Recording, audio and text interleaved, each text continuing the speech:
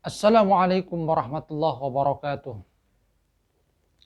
Puasa kata Al-Imam Al-Ghazali itu ada 3 tingkatan.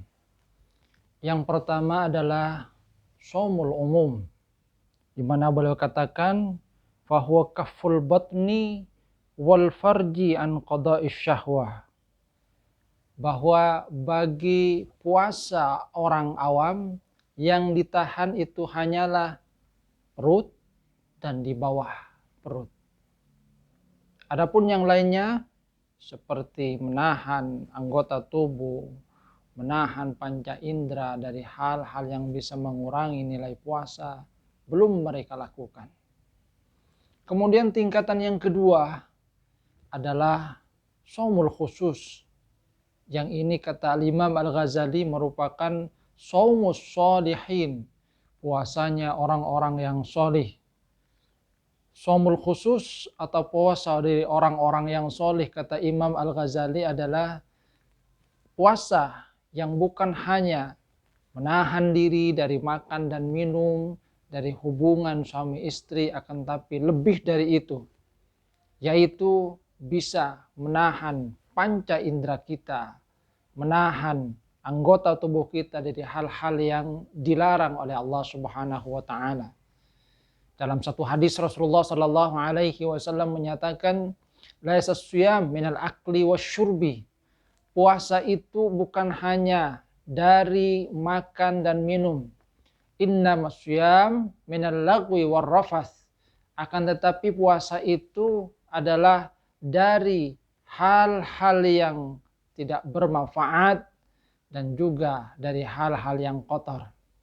Makanya Rasulullah sallallahu alaihi wasallam menyatakan, man lam yada' qawla zur wal amal bih falaysa lillahi hajatun fi ayyada'a ta'amahu wa syarabah.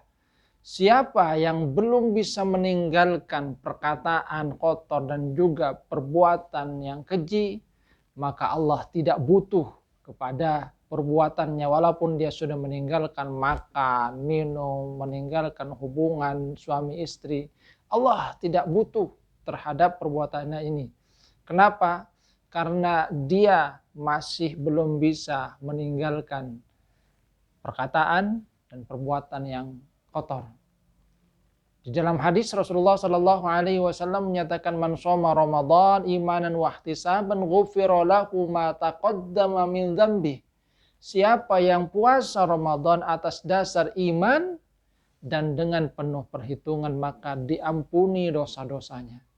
Isyaratnya bahwa puasa yang nantinya diharapkan mendapatkan ampunan darinya dari Allah Subhanahu wa taala adalah puasa yang pertama dilakukan atas dasar iman kepada Allah Subhanahu wa taala.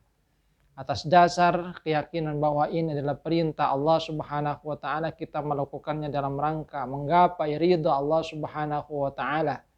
Bukan karena malu, karena yang lain puasa kemudian kita puasa, bukan karena riya, ingin mendapatkan pujian dari orang lain ataupun hal-hal yang sifatnya keduniawian yang lainnya. Dan yang kedua adalah dilakukan dengan penuh perhitungan. Artinya bukan hanya sekedar berpuasa seperti puasa awam tadi yang hanya menahan lapar, menahan dari haus, menahan dari hubungan suami istri. Bukan itu. Akan tapi adalah juga bagaimana bisa menjaga panca indera ini. Menjaga mata dari hal-hal yang tidak baik. Menjaga telinga dari hal-hal yang tidak baik. Tidak suka menguping. Tidak suka kemudian juga mendengarkan ghibah. Termasuk juga lisan. Lisan dijaga. Bahwa yang keluar dari mulut itu adalah perkataan-perkataan yang baik, menghindarkan diri dari kata-kata yang keji, dari caci maki, dari cemoohan, ghibah ataupun yang lainnya. Menjaga seluruh anggota tubuh dari perbuatan maksiat. Saya sering istilahkan seperti yang pernah disampaikan oleh teman saya, itu adalah ngaji. Apa itu ngaji?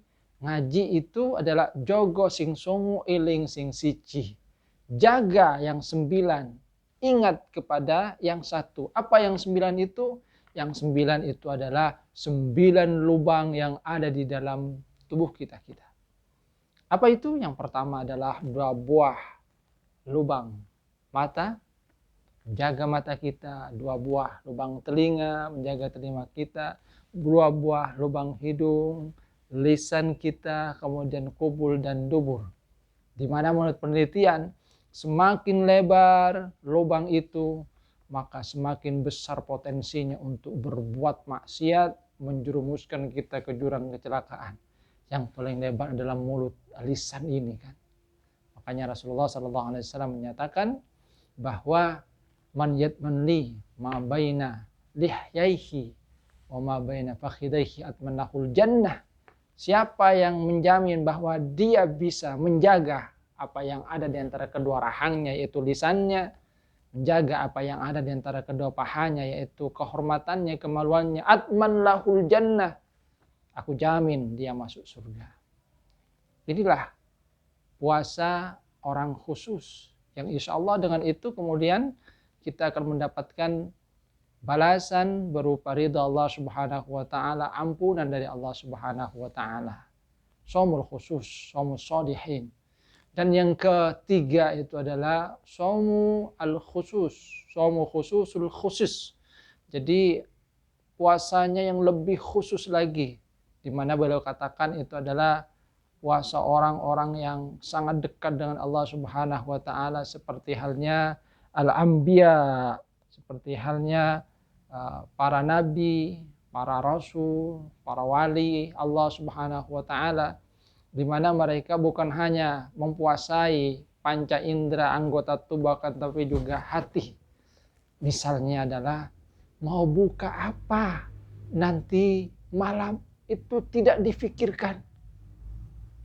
Kalau kita itu kan mau buka, oh nanti malam mau buka ini, besok mau buka apa, direncanakan.